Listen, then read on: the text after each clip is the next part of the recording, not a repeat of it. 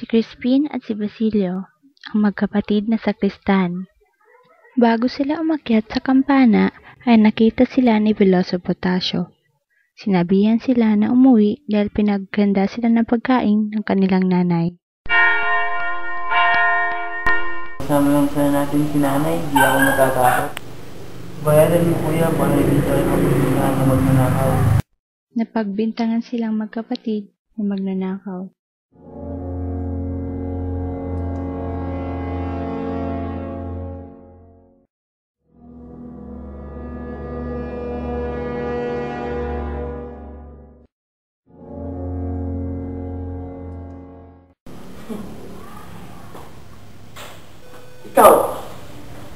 Ikaw, Basilio. Ikaw ay minumultahan ko ng kalahati dahil sa pagpapatugtog mo ng mali. At ikaw, Crispin,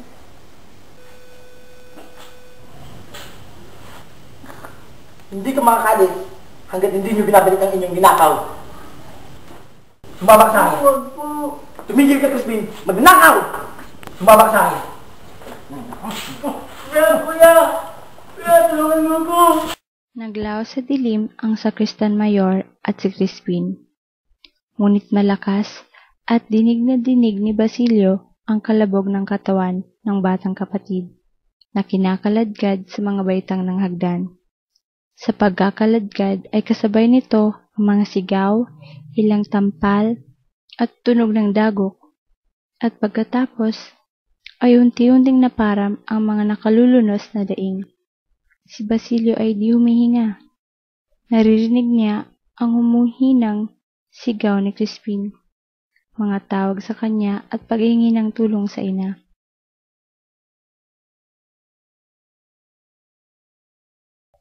Si Sisa, ang ina ni Basilio at Crispin, ay nakatira sa isang kubo sa labas ng bayan. Si Sisa ay galing sa mayamang pamilya, ngunit umibig sa maling lalaki. Habang siya ang bumubuhay sa kanyang mga anak, ito na may nagsasabong o palakad-lakad lamang. Upang masunod ang hilig ng mahal na asawa, ay unti-unti na pinagbili ang kanyang mga hiyas. Nang maubos, ay nagsimula na siyang pagbuhatan nito ng kamay. Si Sisa ay maganda, maliwalas ang bukas na mukha, maganda at kabigha-bighani. Ang kanyang mga mata ay katulad din ng kanyang kaluluwa, maririkit at mapungay. Ang buhok na maitim ay maayos na nakapusod na dati ay maraming palamuti na nagpapaganda sa kanyang katauhan. Maghapon niyang inisam na makasalo ang kanyang mga anak na ilang araw din niyang hindi nakita. Nang hapong iyon ay humingi siya ng sitaw upang kanilang pagsaluhan kay Veloso Potasio.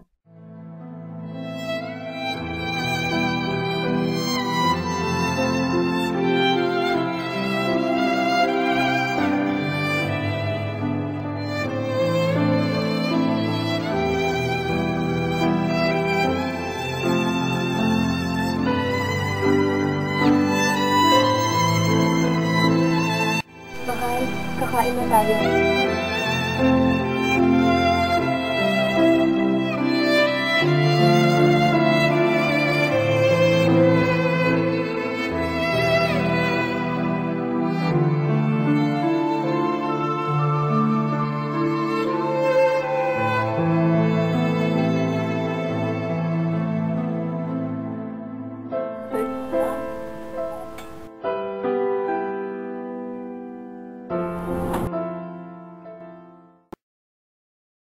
Lang ba hintay ng ating mga anak? Si Crispin ngayon nakakabasa na at ayon kay Veloso Potasio, si Basilio maaaring mag-uwi ng sahod. Ngayon, ipagtabi mo ako ng piso. Tuloy na itong umalis. Mapapait na luha ang dumaloy sa mga mata ni Sisa, ngunit pinahid niya agad nang maalala ang mga anak ay darating. Sa ngalan ng Ama, Nanay! Nanay! Nang marinig ni Sisa ang tawag ng kanyang anak, ay kinilabutan siya. bakit ka hinihingal at dumurugo ang iyong ulo? Nasaan si Crispin? Huwag po kayong matakot, nanay. Nadapa lang po ako at nasugatan. Tumakas po ako sa kumpento dahil ayaw akong pauwiin ng ikawalo. Hinabol po ako ng Guardia Civil, kaya ako nadapa. Mahabaging Maria.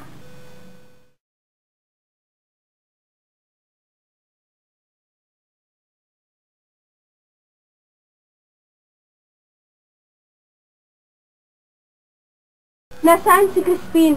Pinagbintangan po siyang nagnakaw ng 2 onsa. Hindi po siya pinauwi.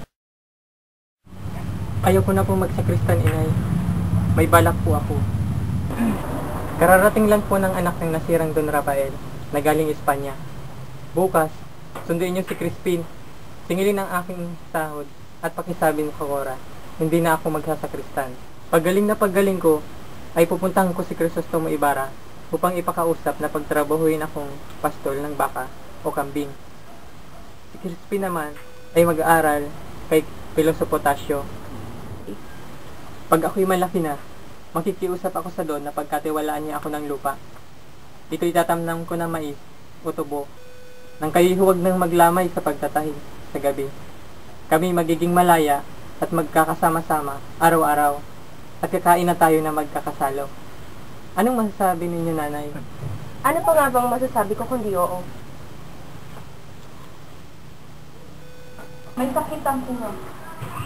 At si Crispin, wala po ba siya sa kumbento?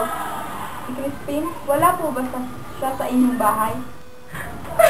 Bakit ang pareho ka dito magingay? Si Sisay naglakad ng parang walang patutunguhan. Nang makita niya ang mga Guardia Civil, yumuko siya at nagpatuloy sa paglalakad. Ang kaba ni Sisa ay walang pag-abot.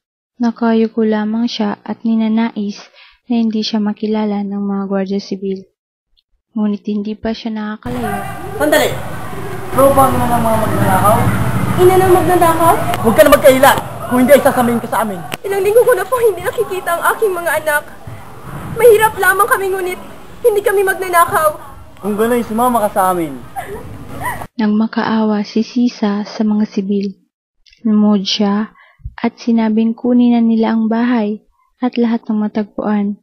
Bayaan lamang siyang makalaya at huwag isama. Ngunit walang kahihinatnan iyon.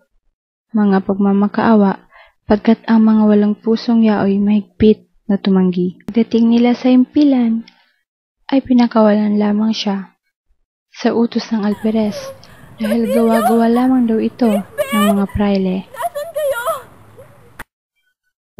Nagpatuloy si Sisang maglakad at kinakausap ang bawat taong madatnan, kumakanta at umiiyak, palaboy-laboy at kinakausap ang lahat ng nilalang ng kalikasan.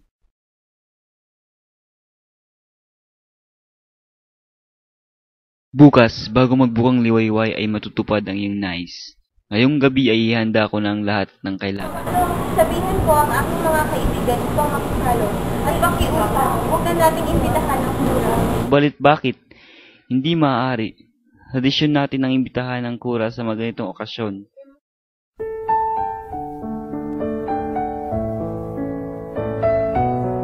Maria, ako'y yayaon na upang ikay makapagpahinga na.